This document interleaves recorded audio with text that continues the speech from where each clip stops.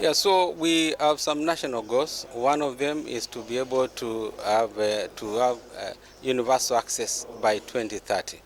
And currently, we have a coverage electrification levels of 75% from both grid and off-grid stations.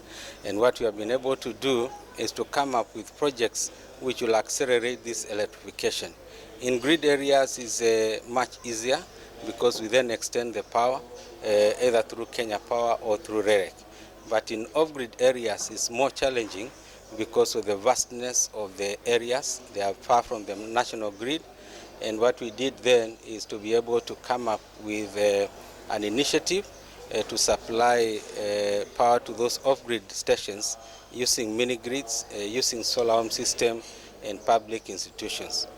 For example, we have an ongoing project called COSAP with World Bank, 150 million US dollars to be able to reach the underserved counties. And we are happy that a few weeks ago we were able to sign contracts to be able to do mini grids to those areas for projects worth almost 10 billion Kenya shillings. Yes, the policy we are doing covers new emerging technologies, one of which is electric mobility. We are looking at issues like battery energy storage, issues like electric cooking, so that we can be able to have environmentally friendly projects and development in our country. And so we have called for some strategies in order to be able to accelerate the adoption of electric vehicle. These are both in fiscal incentives. We are also looking at things like tariffs. Right now we have a tariff which if you charge at night, then you charge at almost half the cost of power during the day. So we are looking at all those fiscal, regulatory, and other measures which can be able to help us to accelerate electric mobility, both for vehicles, for big buses, and also for two-wheelers and three-wheelers, where we have seen a lot of growth in this sector. This meeting is very crucial because looking at the policy, it highlights key areas, especially on the productive use of energy. The Coast Region and the Kilifi County being one of them, we have so many community boreholes which are not powered with electricity or solar.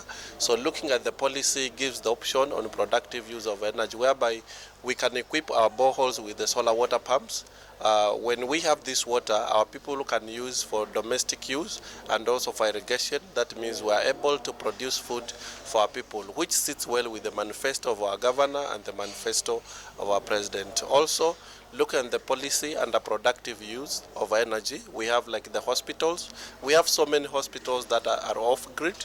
So with the adoption of solar, it gives a solution to also the health sector, the education sector, which is a big plus for us. Also the policy on electrification, one of the key programs we are looking up out of this policy is how best can we grow the economy.